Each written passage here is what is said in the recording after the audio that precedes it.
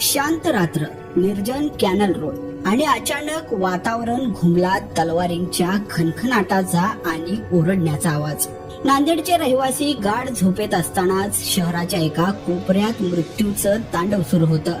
D mart परिसराचा तो रस्ता काही क्षणात रक्ताने माखला गेला. हे कोणतेही चित्रपट नसून नांदेडमध्ये प्रत्यक्षात घडलेलं भीषण गँगवॉर होतं. नांदेड शहरात शुक्रवारी मध्यरात्री वर्चस्ववादाच्या लढाईनं अत्यंत हिंसक वळण घेतलं.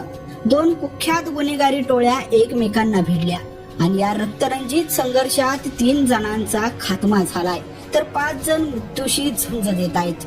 या घटनेनं संपूर्ण नांदेड जिल्ह्यामध्ये भीतीचं सावट पसरलेलं आहे. मिळालेल्या माहितीनुसार या भीषण संघर्षात 3घांची हत्या झालेली आहे. यामध्ये अर्जित सिंह चव्हाण सदा गँगचा प्रमुख, मोहम्मद अरबाज साई लाला गँगचा शूटर, तसेच सय्यद आवेज साई लाला गँगचा शूटर या 3घांचा या गँगवॉर मध्ये मृत्यू झालेला आहे. साई लाला गँगचे शूटर अरबाज आणि आवेज यांनी सदा गँगचा अर्जित सिंह चव्हाणला संपवण्याचा पक्का कट रचलेला होता. शुक्रवारी मध्यरात्री जेव्हा अर्जित सिंह आपल्या मित्रासोबत बुलेटवरून डीमार्ट जवळून जात होता, तेव्हा दबा धरून बसलेल्या हल्लेखोरांनी त्याच्यावर झडप घातली.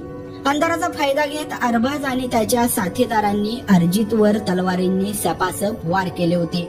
या भीषण हल्ल्यात अर्जित सिंगचा जागीच मृत्यू झाला.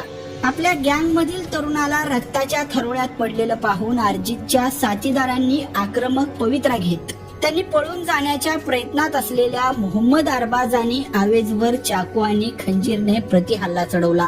हा हल्ला इतका भीषण होता की प्रतिस्पर्ध्याचा काटा काढायला आलेल्या अरबाज आणि आवेजलाही आपले प्राण गमवावे लागले आहेत. पोलीस तपासात असं समोर आलं आहे की सदा गँग आणि साई लाला गँग यांच्यात गेल्या अनेक महिन्यांपासून नांदेडमधील वर्चस्व प्रस्थापित करण्यासाठी शीतयुद्ध सुरू होतं.